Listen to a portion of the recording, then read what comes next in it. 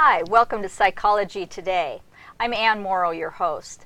This is a show about bicycling in general and specifically about bicycle safety. I also want to thank our crew in the control room, and I noticed that I'm not wearing the right outfit tonight. Our crew's wearing their red t-shirts that say Psychology Today across the chest, and I feel kind of left out.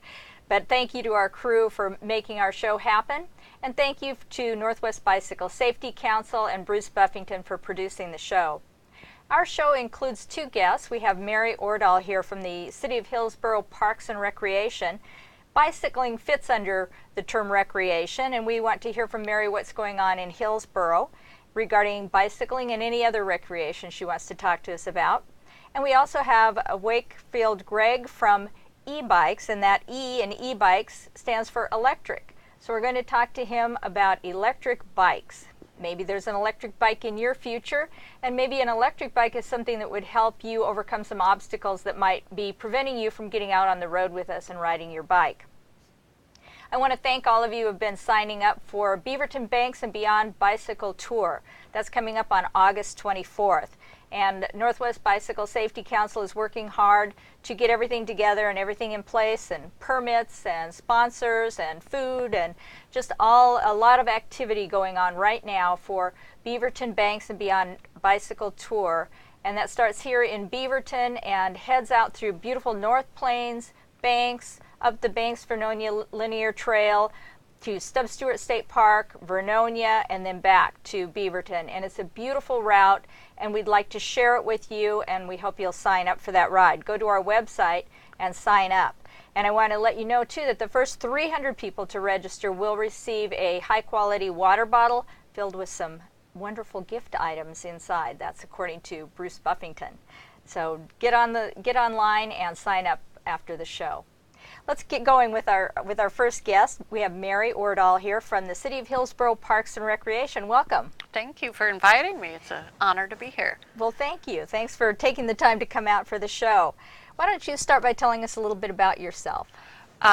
Well, I'm a project manager for the Parks and Recreation Department, so I'm involved in planning and then developing parks and recreation facilities in the community. I moved here out in 1990. Parks and Recreation has been my field all my life, but I've worked at various levels, and it's a thrill to be at the local government level, because what you do, you get to see the results of.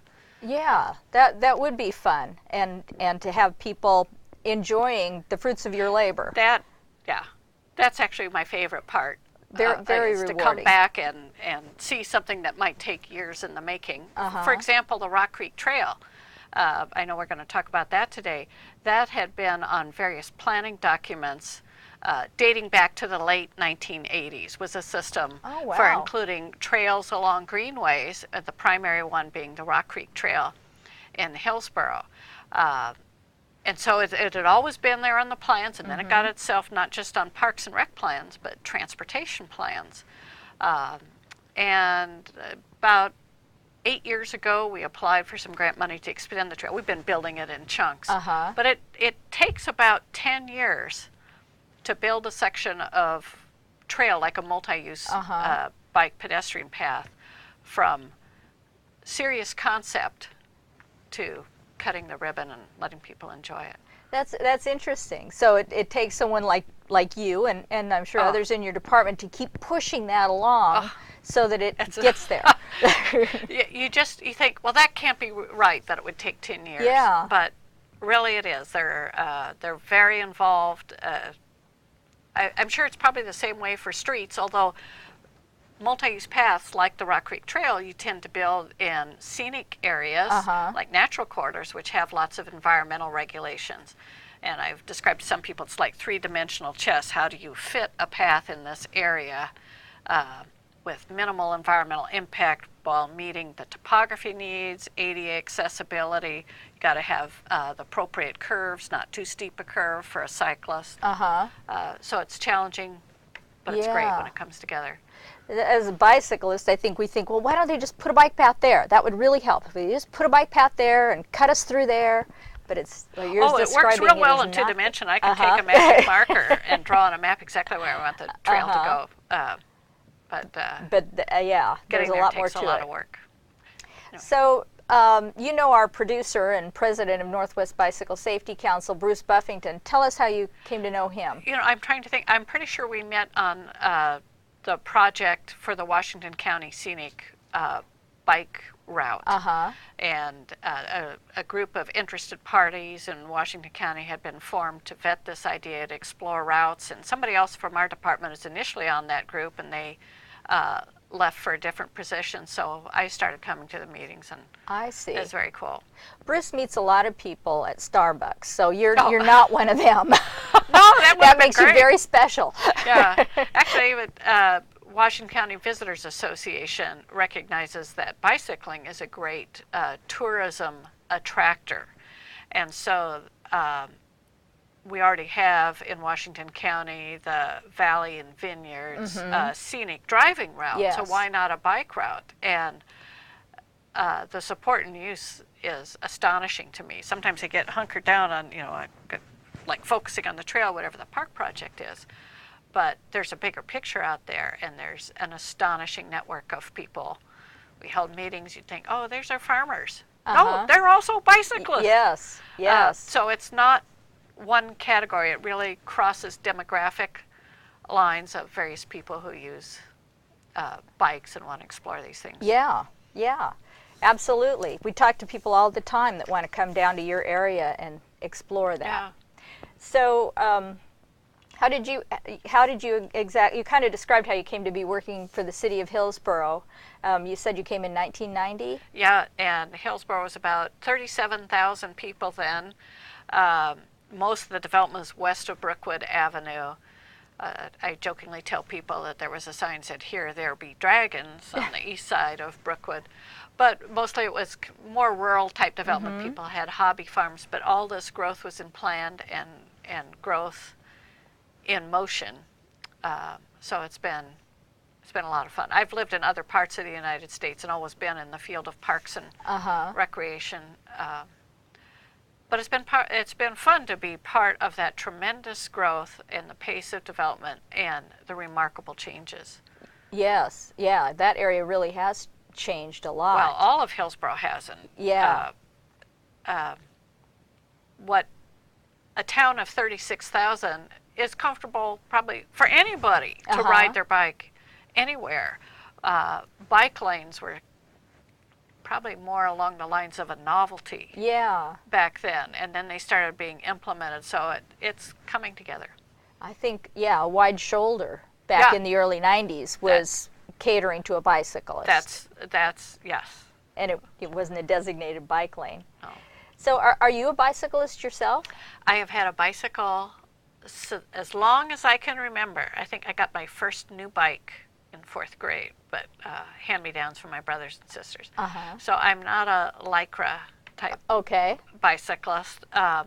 So on the Scenic Bikeway Committee and meeting with people like Bruce who are really experienced cyclists, I'm more like the mom type cyclist, the neighborhood. I'll ride around the city. I like going on scenic rides. I'm not hell-bent for leather. I'm not fast-paced, but I provide insight like, oh, I wouldn't take my kids on that type of view. So I'm sort of a counterpoint to a lot of the very serious cyclists. But I'm a strong advocate for that and for making bicycling safe for all members of the community. One of the things I was thinking about, we've mentioned the Rock Creek Trail, but we have paved paths in other parks. And it's a great spot for kidlets to learn to ride a bike. Yeah. When you look at some of the high-density neighborhoods with bulb outs and cars parked, that's not really where you can, like when I was little, Dad runs behind the bike and helps you as you teeter along, learn to ride a bike. And that's not a spot kids can do it. But we do see that in some of the parks, even if they're just riding around the picnic shelter or a little bit. They're safe. They're nowhere near cars. Everybody can see them. A little tip over isn't any big deal. No.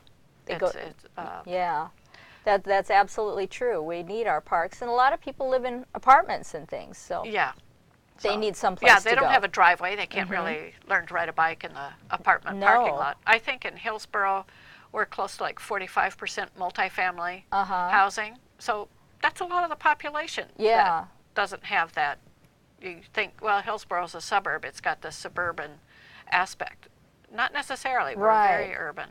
Yeah, you've got quite a mix Uh-huh. of different kinds And of especially residents. in the newer part of Hillsboro over on. I think that's one of the reasons the Rock Creek Trail has been so popular, because that is a part of the city where there's a lot of rooftops. It's very dense urban living, and for everybody, pedestrian and cyclists, it's just a moment away from traffic, away from congestion. Yeah. You get a scenic view. You're not breathing fumes. Who wouldn't choose that over a busy Right. street? And it's recreation, it's commuting, but it's also health. We see older people who say, "Well, my doctor says I need to walk, every day, and I'm up to 4 miles a day." That's huge, especially if somebody in their whole working life has been really sedentary. That is huge. Anyway. And yeah. So we've kind of been talking. Do you see bicycling becoming more predominant in Hillsboro as a form of recreation? Very much so. I see it every day in commuters as I'm going back and forth to work. We are reaching out and partnering with organizations like Northwest Bicycle Safety Council or Washington County BTC to help partner on programs. Several years ago, REI Incorporated donated 10 mountain bikes to us so that we can teach kids bike safety. We had a program called Ready Riders Rock, where we teach, so even if they can't afford a bike, we can teach them the skills they need to safely ride a bike, and along with etiquette, trail etiquette, the stewardship, and we partner with organizations to promote safe bicycling, and always looking to expand those kinds of things. And in the future, there might be ways we could partner to jointly sponsor rides. I know one of them coming up, the Tour de Parks in Hillsboro. That's going to happen on July 20th in conjunction with Celebrate Hillsboro. And tell us, is Tour de Parks just a bicycle ride? I think so. I haven't done it. The idea, as far as I know, originated with Washington County BTC, or maybe it was Northwest Bicycle Safety Council, but to my knowledge, BTC is helping organize it now, and they have a variety of rides. Like one year, so you want to go to a 2 mile ride, a 4 mile, 6 mile, and this year I think they're including a component that includes riding the new Washington County Scenic Bikeway. Wow. Okay. So that's cool. Yeah, that's good, and that, I think that really helps instill the idea of cycling in people. And they've had, as part of the Celebrate Hillsboro, they've had little events in downtown where there's volunteers there who will help you fit the helmet, check your bike, do a check on it. And they've even had little mini skills course kind of for a challenge for kids, fun. interactive, like they'll set up the little board, see if you can ride on this, they're 4 inches off the ground. Yeah. But get people revved up. Kids love that kind of stuff. Oh, they do. They do. And what's the general view of the city of Hillsboro to try to include cyclists in their planning? Oh, I'm glad you asked that, because that's real important. From a transportation standpoint, the city has a document called the Transportation Systems Plan, shorthand, the TSP. But that addresses all the transportation needs: pedestrian, bike, freight, regular motor vehicles. And that is coming up for an update this fall. We're going to be looking to establish some committees of interested citizens to get real direct user involvement in things. In the past, in the year 2000, I think, maybe 1998 to 2000, a bike and pedestrian task force was formed, and that committee went through, analyzed all the streets in Hillsboro, and came up with a priority list of what improvements are needed for bike and pedestrian safety. And that list is still guiding the city's investment dollars in street improvements, or let's close this gap, a little sidewalk is needed here. So that's coming up again. On a personal note, I know I call experts like Bruce, and now you'll be on my list, when things that seem mundane, but as I'm getting ready to buy bike racks for a park, I said, what kind of bike racks do you like? Well, I got an earful. I found out exactly what kind of bike racks work best and why. Mm-hmm. And so that, it sounds mundane, but it's not. Yeah. It's great for me to have people I can call, I can really advise, like, what do you think of this? And it's not just a color, but the basic style, like the stable shape. Exactly. And why that's effective. And especially in parks like the Rock Creek Trail, my riders aren't just two-wheelers. It might be a parent pulling a trailer with kids, or a bicycle built for two, tandem. Yeah. So big variety there. Yeah, that's true. Now, you were involved with the new Tualatin Valley Scenic Bikeway, which was the 10th designated bikeway in Oregon and the nation. So tell us a little bit about that process. And that involved Bruce, like you had mentioned earlier. Well, Washington County Visitors Association had assembled a group of, what they called stakeholders, representatives of the county and the various communities in Washington County, and a variety of people with interested in cycling, to explore the idea, is this something that could be accommodated, and what are the routes? What are the roads? How do we get there? And the scenic bike route is different than an off-street trail in that it's an on-street bikeway. And the idea is it's a program launched by Oregon State Parks, so the emphasis is on recreational use and scenic beauty. So while I was there on behalf of Hillsboro, as it all worked out, the route starts at the edge of Hillsboro at Roodbridge Park. So it's like, well, begin here. Yeah. Goodbye. Or end here. But that's a great launch area. Yeah. Because we have parking, we have picnic facilities, we have restrooms, we have water. All essential.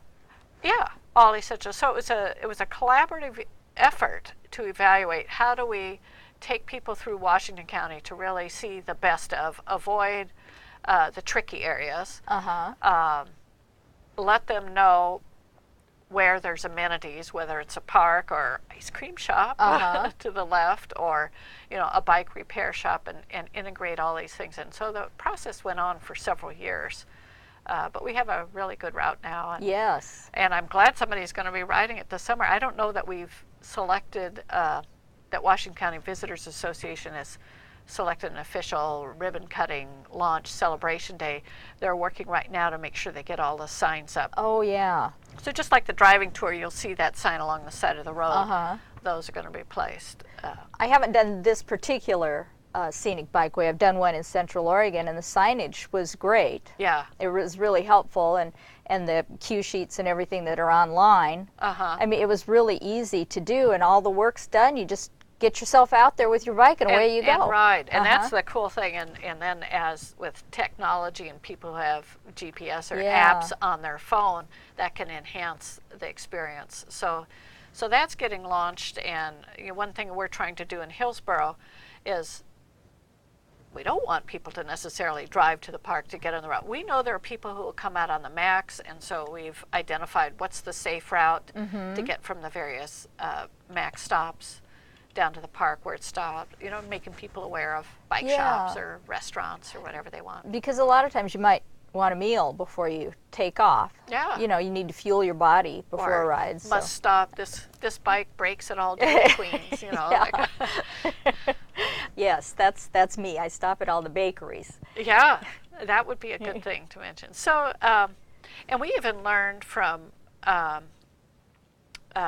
Sandy Crinklaw, who's an innkeeper north of Vernonia. She has a bed and breakfast place there, that she's had international guests come by bicycle. They bring their bike, they fly in the plane, they take the bike, take the MAX to the end of the road in Hillsboro, and then ride up to Vernonia.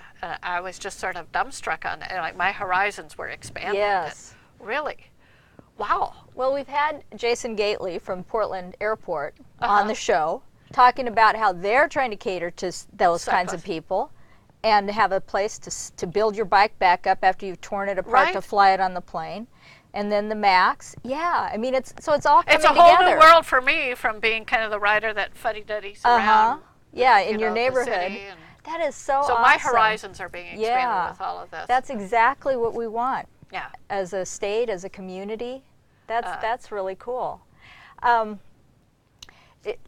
Let's see. So do you find your community to be bike friendly? I mean, that's an issue. Some areas more than others. Outside of the parks realm, on the on-street realm, that's the part that needs attention. And as I mentioned before, the city has a priority list, and they're working the list, getting funding when they can. Every time there's an opportunity to apply for state grant funding, we hop on that, and that's really how we got the crossing, the Rock Creek Trail mid-block crossing at Evergreen that was completed last December. Let's talk about that since you brought it up, because we've talked a little bit about the Rock Creek Trail, but there's this particular crossing that is really built for bicyclists. It's really awesome. I've never seen anything like it. Tell us a little bit about it. That was fantastic. We received grant funding from the state of Oregon through their bike and ped program, and that crossing kind of shows you what $500,000 can do. It's actually quite sophisticated. Yes. I originally thought, well, how hard is it? You make a curb cut with a crossing, you put a button, you stop, but that's not it at all, because you have on-street bike lanes as well as the off-street trail, and they accommodated little off-ramps, very cunning little off-ramps and on-ramps for cyclists. They used a different color material because there's pedestrians, and we don't want a visually impaired person to accidentally go down the bike off-ramp and wander into traffic. It's a fully signalized operation, red, yellow, green, so it completely stops traffic, yet it is synced with all the signals east and west. So if you're a user and you come up and press the button, it's not like the flashing yellow that it's going to start right now. It might say, well, you wait, I got to let these batch of cars through. So it's really seeking to balance the flow and movement of traffic with the needs of users.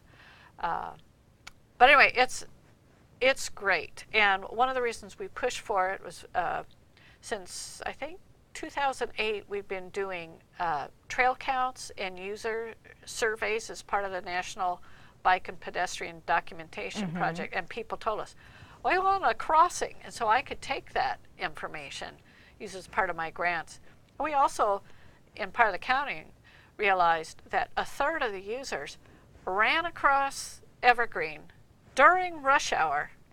It's like, yeah, quick, fix this before somebody gets hurt. Right. And I'm thrilled that we got that in, and Washington County was a great partner. Now tell me that little anecdote of what you saw.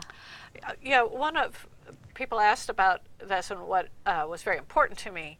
And a month or so ago, I was driving on Evergreen, and I saw a senior man in a wheelchair on the north side of the trail, waiting patiently. He pressed the button, was waiting for the signal to change. And what was remarkable, before this crossing was put in, he would not have been able to get there because the curbs would have been barriers, the median would have been a barrier, and even if somebody's in a wheelchair, they would have had a couple people help them get up and over the curbs.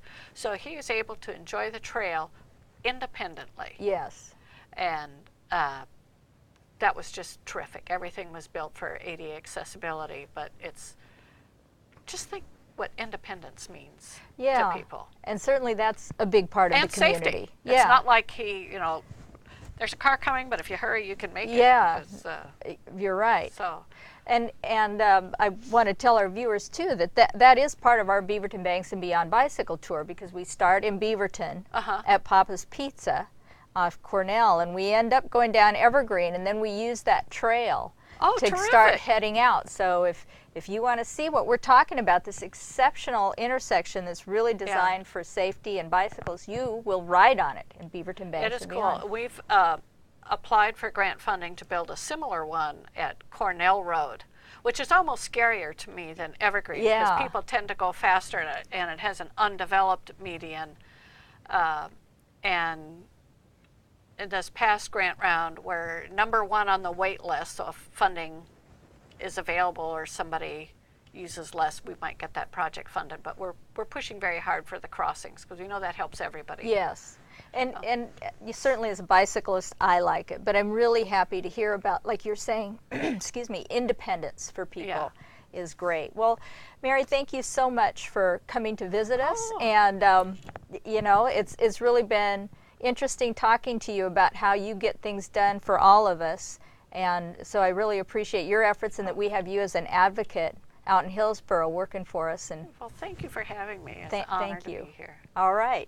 Well, we're going to go to a break now. We're going to watch a video about our Beaverton Banks and Beyond bicycle tour. I don't think there's any footage. Well, that intersection wasn't done last year, but the 2012 Beaverton Banks and Beyond. Take a look and then go online and get signed up for our ride. And we'll be back with our next guest after the video. Thank you.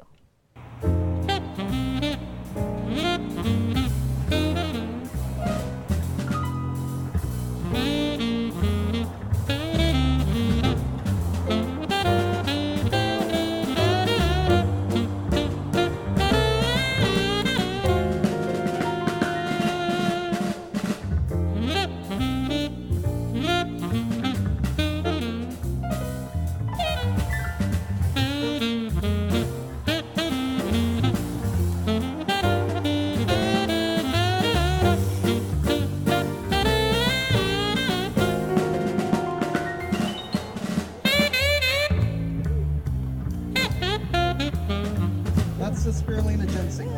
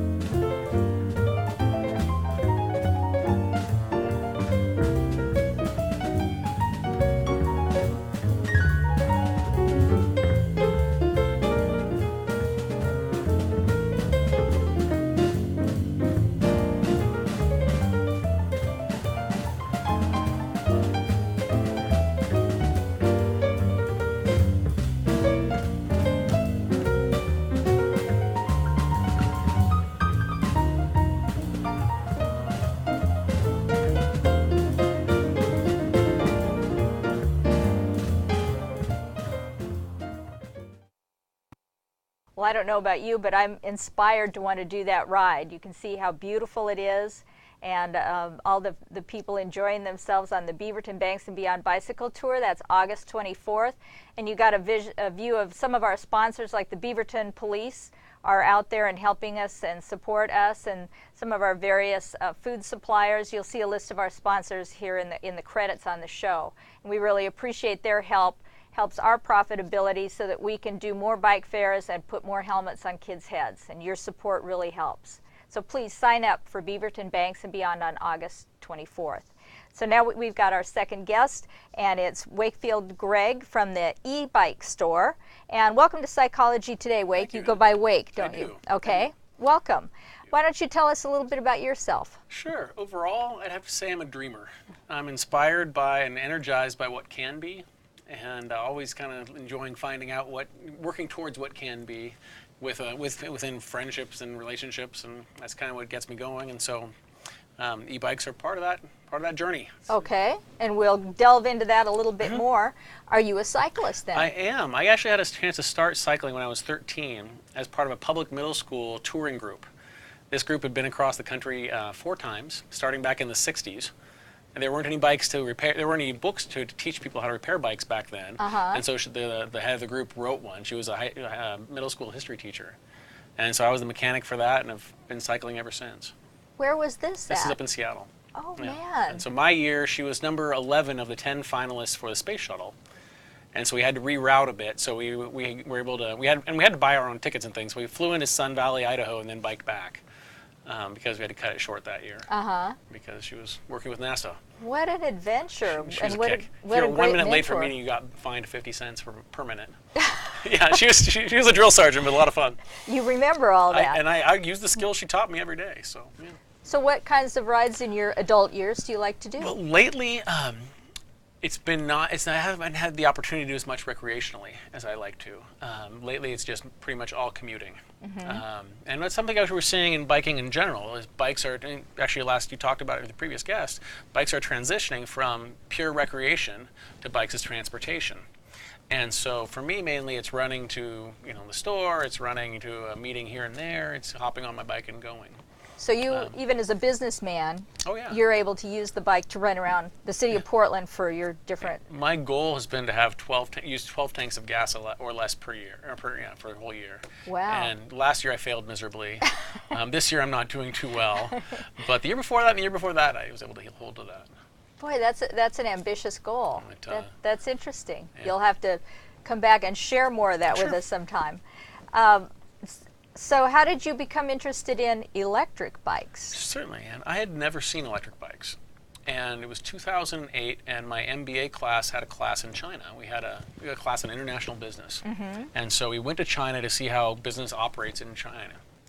And I saw them there for the first time. And if you remember 2008, gas prices spiked.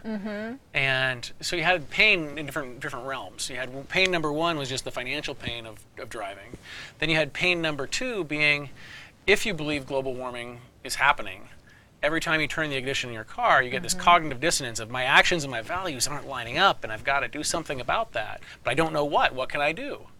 And so I saw these in China, and it just made all the sense in the world. 5 cents of electricity to go 12 to 30 miles per charge, and started researching it, and nobody else was doing it. And so I said, hey, the next class in my business program, I had to write a business plan anyways with my team. So we wrote one on this store, and I said, hey, let's do it. And so while the MBA was going on, we launched.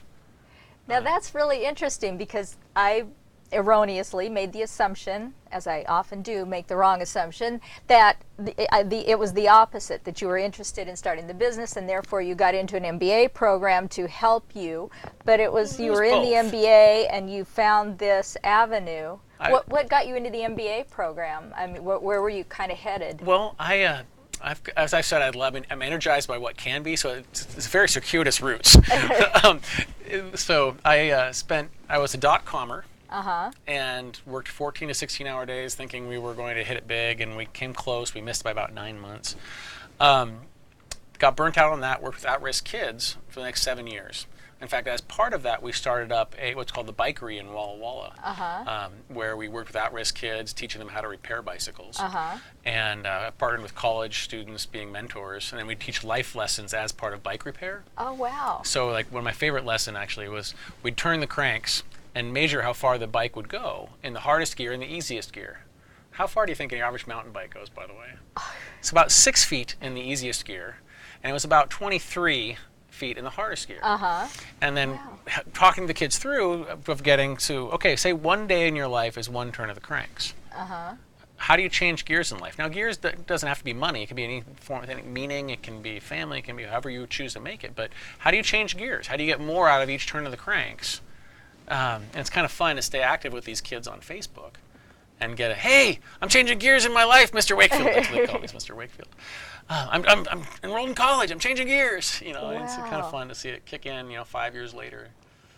with a lot of these kids. That's so. a really neat So, concept. I've anyway, never heard of anything like that So before. to answer your question a little more fully, one of the things that we're running this teen center for at-risk youth, primarily gang members, Latino gang members, and one of the causations of Latino gang members is we passed a law that they could no longer be in the Latino kids could no longer be in the fields with their parents when they picked their crops, and overall it was a generally pretty good system. The kids would have oversight with their parents and interaction with their parents, but there were some abuses in terms of child labor laws, and so we passed this law, and so all of a sudden these kids are being unsupervised 14 to 16 hours a day. If I had been a legislator at that point, I would have voted for the bill, not understanding the full consequences. So how do we make a really good decision, one that doesn't have these negative impacts down the road? How do I think through it? So to gain those skills is why I started the MBA program. I see. And so holistic thinking, that's why I chose George Fox as well. And there's a video on your website of you about George Fox. It's really, really good. Really. If you film me for 3 hours, I can be articulate for about 3 minutes. And you are. So you developed this business. Yes. And is your business plan the way you designed it in your class kind of going okay? Oh, it's going very well. It's not at all exactly how I envisioned the business plan, as they never are. They never are. But we're in the process. We just bought a building last week, and we are moving our shop to it, and hope to open there by the end of the month. So people can go to your website and find out where you are. Exactly. But you're in the city of Portland. Yep. And year 5, just about year 6 now. wow. So. And you know, with the economy doing what it's done since you started, I mean, of all the I would not recommend starting a business with as little capital as we did to get going. No, get capitalized at a proper level. It's a lot easier. You get a lot more. You get to sleep at night. But like you say, there were other factors involved that were inspiring people to think about their transportation options. So. Yes. So tell us then, who are your customers? Who is motivated to buy your bike, and what's motivating them? Overall, it's someone who really wants to ride a bike, but something is hindering them. Maybe they can't arrive to work sweaty. They're going to get their commuters. About a third of the bikes we sell are people who are commuting with it. Maybe a person has a physical limitation. We see a lot of folks with MS, with knee problems, with joint problems. Maybe there's a big hill that they can't get over. And so we work with people to meet their goals. So do they literally come into your store there and say, I really want a bike commute, but I have MS, or there's this big hill, I'm really not strong enough, and you go from there? Exactly. Wow. Exactly. In fact, we've changed our whole process with working with people. That we now have a rental program where you can rent one for 3 days for $99 that we then deduct if you buy a bike, because we want to make sure it works for your lifestyle. Yeah. So you can, does it handle the hill by your house? Does it handle how you want to ride your commute? So just a low barrier way for folks to get out and try them. That sounds like a great idea, because I know in inviting you to be a guest, I know nothing about electric bikes, and to buy one, that would be a great option to kind of test it, because I'm just so ignorant about them. Yeah, and so it's definitely a different feel. The bikes are heavier. You can't have motors and batteries without gaining weight. And what we see overall is we see folks who want to, what we see overall is the bikes move faster necessarily than a person has earned the right to go with for naturally. And so having the safety skills to be able to foresee more training can help prevent collisions. Yes. And so we work very actively to help promote that as well. Boy, that's a real great approach, to not just send them out into the street. We've hired Tori Bortman to do safety classes. When we've worked with Metro to do a safety class with them. But basically, an electric bike is moving faster, and it's heavier. And so a car will see you out of the corner of their eye, and they think, oh, that guy, they're not pedaling very hard. They're probably going 12 miles an hour when they're going 20. Yeah. And so the probability of a car pulling out in front of you increases. Plus, the bike is moving faster, it weighs more, and so your stopping distance increases. So how do you help prevent collisions? So that's what we work very hard Riding defensively. Well, let's take a quick break now from our little discussion, and we'll go to a quick video about some safety issues that apply to any kind of a bicycle, even electric bikes, and then we'll be back with Wake to talk more about some more e-bikes. So let's go to our video now about bicycle safety.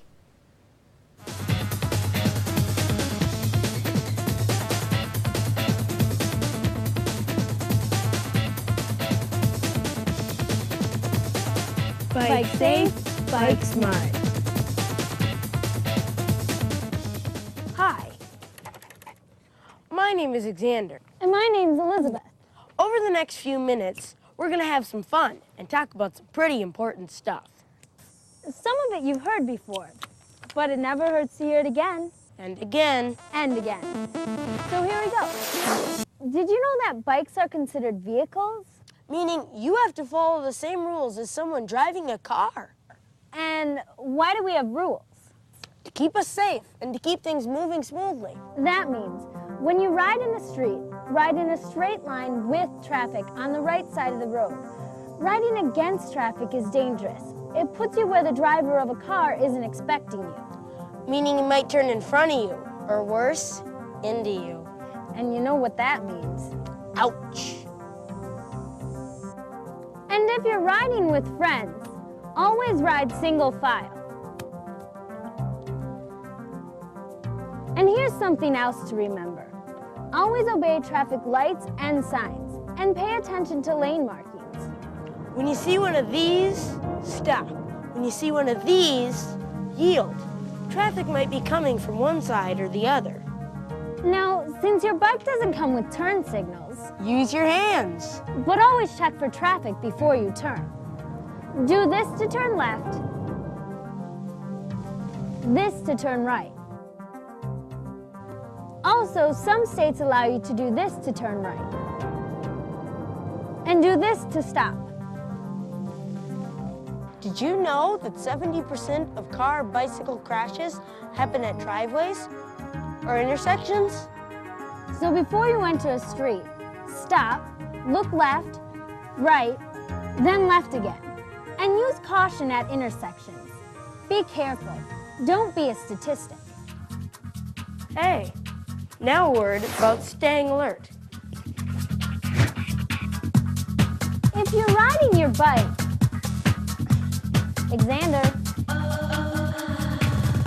Alexander. Hey.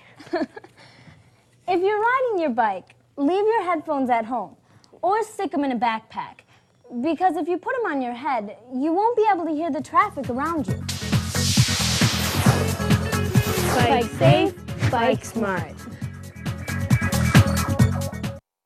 Well, that's a great video about bicycle safety. We're talking about electric bicycles with Wakefield Gregg from e-bikes, and he's located in Portland. And we're learning more about them and how they might be an avenue for you to maybe start bike commuting or maybe road riding and just having some fun recreationally on a bike. And we're going to get into a little bit more about that. Certainly the instructions you saw in that video apply to the e-bikes as well. So why don't you give us a little kind of 101 lesson, Anna. like we're a new customer in your store, Wake, and tell us what we need to know about these bikes. Well, first off, electric bicycles are bicycles, legally. The only difference is in the law pertaining to electric bikes is, number one, all riders have to wear a helmet. Number two, electric bikes are not allowed to be ridden on sidewalks, which, truthfully, bicycles can't ride faster than the slowest person walking anyways. Right. And so with electric bikes, they just said, hey, stay off the sidewalk. And that's really the only difference with electric bikes versus regular bicycles. You have to be over 16. That's another difference, actually. You have to be over 16 to ride one or eligible for a driver's license. You don't necessarily have to have a driver's license, but you have to be eligible. That's the Oregon law on them. In terms of the actual technology, all the different models will ride just a little bit differently, but there are two main types of drive system and three ways they work. There are hub motors and mid drives. So a hub motor is what you see right there on that black bike behind you in the rear, where they put the motor in the center of the hub. And they're very efficient. They're great for zipping around town, can handle nearly every hill in Portland. However, they can't get up hills that are greater than about 14, 15, 16%, which is a very, very steep hill. Yeah, I can't get up those either. Yeah, exactly. Mid-drive systems put the motor somewhere along the chain line. And so that as you change the gears of the bike, it will change the motor in relation to the gears. And so those can go up any hill that a bicycle can go up whatsoever and provide assistance without the motor bogging down. So those are two basic kind of systems. There are three different ways they work. One, more traditionally called an e-bike, is where you have a twist throttle. However, a lot of bikes also have pedal activation or pedal assist.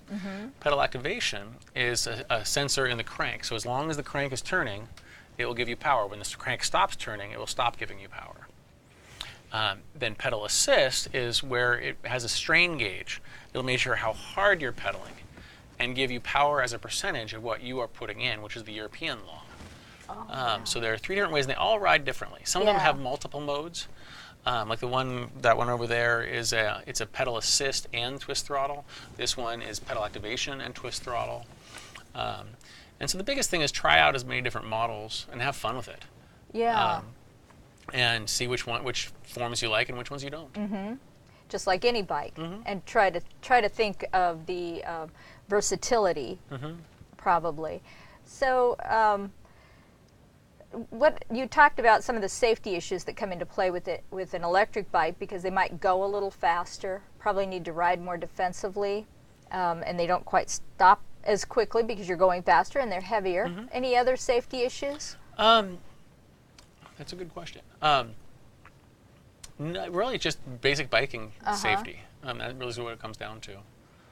There's nothing different from them besides that. Okay, and so you just obey the same cycling laws as anybody else. You know, I'm a ride leader. I lead a lot of bicycle rides for Portland Wheelmen, and I've been asked, what's your position on electric bikes? What's your club's policy? We don't have a policy. I don't know why we should have a policy. Couldn't somebody just bring out one of these bikes and do one of our rides? Why wouldn't they? Well, it depends on your ride. Number one is, how far is your average ride? How far does a wheelman usually go? Most of our rides are 20 to 35, 40 miles at most. That could be perfect for an electric bike. And one of the big things that's going on in the industry, and there's a loophole in the law right now which needs to be corrected, which is a twist throttle bike can only provide power up to 20 miles an hour. A pedal activated or pedal assist bike legally does not have a speed limit. And so like a new Specialized bike goes 28 miles per hour. There's a Stromer bike that goes 30. And in terms of safety, there are collisions waiting to happen. That you don't want somebody going 30 miles an hour on your ride. You don't want someone going 30 miles an hour who hasn't earned that right out in the bike lanes. And so it's a loophole in law that has to be closed up before it injures the industry. And you had mentioned that it's confusing to the car drivers because they see a bicycle. They don't have time to analyze what kind of a bicycle, and especially if it's coming to them front on, they can't see all that. Electric is not in their mental model. Yeah. They think, oh, that guy's on an electric bike. Gee, he's going to be going faster. Right. It's just not going to happen. Exactly. So that is really pretty scary. In Europe, there's been talk lately of having a moped-type class with electric bicycles. So you have e-bikes or electric bicycles can go up to 15 miles an hour. They have this e-moto kind of in between where they can go up to like 35 miles an hour. It's kind of a mixed, lower power motorcycle kind of thing. It'll be interesting to see how well that does in Europe. And Europe, these have a far greater adoption in Europe than here. It'll be interesting to see if it catches on in Europe, if that class succeeds, and if it does, it may come over here. But it'll be more something in the road, not so much for bike lanes. But in terms of taking them on a ride, the biggest thing is something that can hold pace with the rest of the group. And if it does have the capacity to go the distance you're going. And what happens if, let's say, they have a technical glitch and the bike breaks down? Will they have the skills to get it back up and going, or what's the policy on that? Yeah. So just thinking through what are the different parameters, what could go wrong, how can we mitigate that as a risk for the wheelman? Yeah. Yeah. I mean, my thought was that if you're an older person, you still want to ride with the club, you want to do a little riding, but you can't quite make it. You're not quite as strong as you used to be, and you could have an electric bike, and then you could still be out with us. Yes. It seemed like a great solution. Yes. And you mentioned, maybe you have some kind of malady of some sort, like MS or knee problems, and it just makes all the difference. It does. It keeps you on your ride. Yeah. So it just doesn't seem like we need a policy, at least not yet. Not yet. And but if people showing up who could go 30 miles an hour, I would say, I don't really want you on our ride. Yeah, that might get a little because it would just it'd be annoying. So you kind of broached on this, but what is the difference between a moped and an electric bike? Sure. A moped is regulated more by the DOT rather than by the national safety Product Commission, Product Council. And mopeds can have between 35 to 50 cc's for the engine. And they can ride in the bike lanes. You don't need a license for them. You don't need an insurance for them. You do have to have a license plate on them, but you don't have to have them registered. Whereas electric bikes are just bicycles. I mean, legally, in the definition, they are bicycles. Okay. And what makes them a bicycle? Well, it has to have operable pedals. Uh-huh. It has to meet all the different Consumer Safety Product Commission requirements. I mean, in terms of everything from brakes being able to stop you in a certain amount of distance, to standover height, to no sharp edges, to labeling on the outside of the box. Oh, wow. And there's about a 250-page book on what's legal for a bicycle and what's not. Uh-huh. So it fits that legal classification. And when you see the motorized, actually, when you see one other difference between the two is when you see the sign saying no motorized vehicles, e-bikes are not considered motorized. Okay. They're considered legally a bicycle, whereas a moped is a motorized vehicle and cannot go on that trail. So the Springwater Corridor, for example, Exactly. the e-bike can go on. Exactly. The moped can't. Yes. Interesting.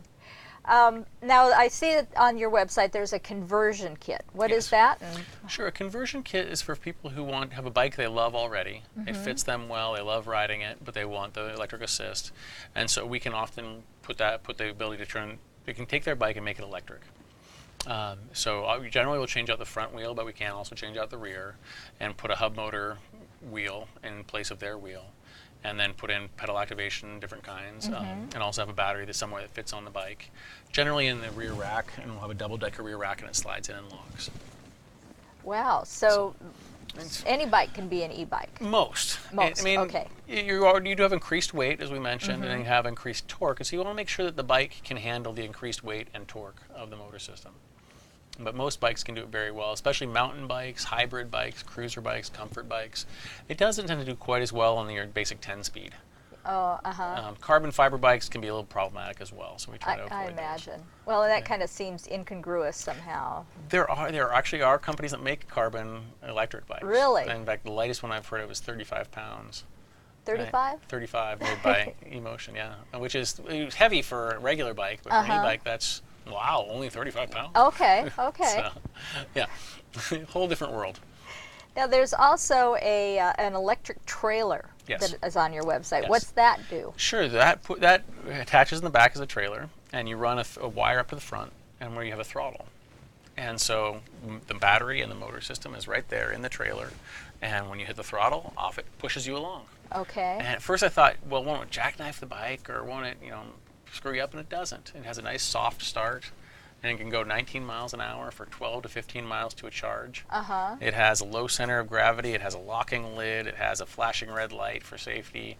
And my personal favorite is it has a USB port, so you can charge your cell phone while you ride. And it's a fairly economical way to get into electric bicycles. So who do you see? Is anybody buying those? Who's buying those? Yeah, we have. And most recent test ride we had just yesterday was a lady who wanted to be able to keep up with her husband. Has an issue where she can't pedal as much and wants to keep up with her husband. We have a lot of people, actually a lot of mechanics at Metro use them to commute. Oh. Yeah, we have. The other nice thing about that one, if you have multiple bikes, you can put the hitch adapter and the throttle on each bike and just click it from one to the other. So it's and we get a wide range of folks and what they might be, whether they want which one do they choose has always been very interesting to me. Yeah.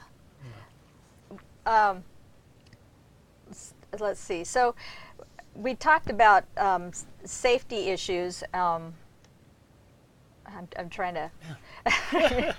And we talked about the Oregon laws and how the bikes fit into that.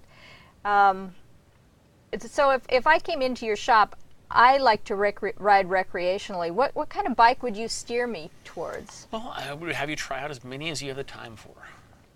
Because the more bikes you try, the more you might find one you like. What is this one behind us, for example? So more this one of a is commuter? the Forza Evo EV. This is a recreational or commuter. Oh, The thing with electric bikes and recreational riders is batteries don't sit well. Like when you go into a Walgreens, you don't generally see lithium rechargeable batteries for the consumer, because if the batteries sit more than 3 months, they can self-discharge to a point where they can't be used again. Oh, And so recreational riders can really struggle because the batteries can sit for months and months and months. Like if you left this sitting for 9 months and thought, oh, I'll just go charge it and go, the battery would have died. Okay. And so where we see the best use out of the battery is more the commuter type rider. Yeah, I see that.